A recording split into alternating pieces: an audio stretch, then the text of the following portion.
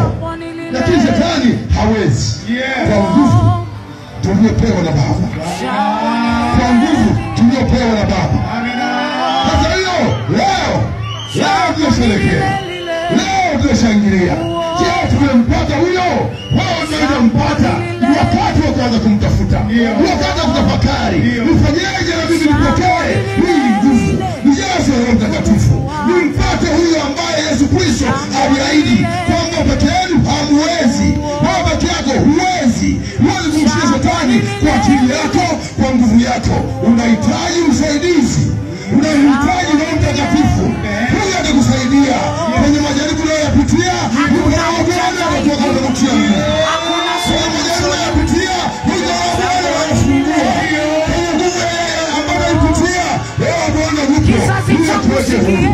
Jamani, tumo na Yesu Kristo. Unapata kwenye viwanja hivi, anapata gari niingie kwake, nikafanya kazi naye. Huyo tayari aingie kwake, nionyeshe uwezo wa Mungu, nionyeshe nguvu ya Mungu. Kuonewa itakuwa basi, kwa sababu una nguvu ya Mungu. Wewe ukimchukua, wachukue kina Petro. Petro kabla hajapokea nguvu ya Mtakatifu, Petro kabla hajapokea nguvu ya Mtakatifu alikuwa ni mdhaifu. Alimwogopa, akalibamba, alisema kwamba wewe mtu na Yesu wewe. Akasema sio mimi.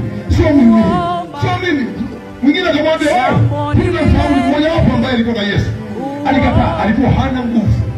Alikuwa hana uwezo wa kupambana na majaribu, wa kupambana na shida, wa kupambana na tabu. Lakini alipopokea nguvu ya Roho Mtakatifu, alikuwa shahidi na mmoja kumshuhudia Yesu Kristo, kumshuhudia uwezo wake, ukuu wake na mamlaka yake. Alikuwa tayari kuambia watu kwamba yule Mungu hakuna suluhu sasa. Yule ambaye tunamhubiri sasa, yule Yesu Kristo kizazi changu sikia, kizazi changu wewe, huyo ndiye anayefanya kazi pamoja na sisi. Amen. Yesu Kristo utaweza kuonekana. Amen. Kizazi changu wewe, Yesu Kristo kizazi changu sikia, kwamba mimi singeweza kukupa nikupate na hiki kwa Yesu Kristo, inuka uende. Huyo ni Roho Mtakatifu ndiye akae ndani yetu. Anaweza kuinua watu waliofungwa, ana uwezo wa kuwafungua watu wenye magonjwa, ana uwezo wa kuwafanya watu wapate furaha na amani. Bwana asifiwe. Jamani, huyo Roho Mtakatifu ndio maana kuna matunda yake. Kuna matunda ya Roho Mtakatifu. Ukiwa na Yesu, ukiwa na Roho Mtakatifu ndani yako, kuna matunda yanayozaliwa.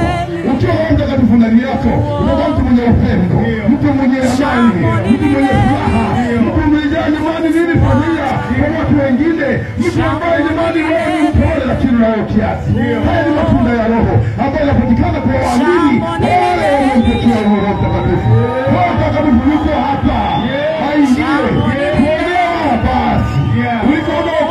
Sasa ni wote katika kutoka. Hakuna ujanja hiki.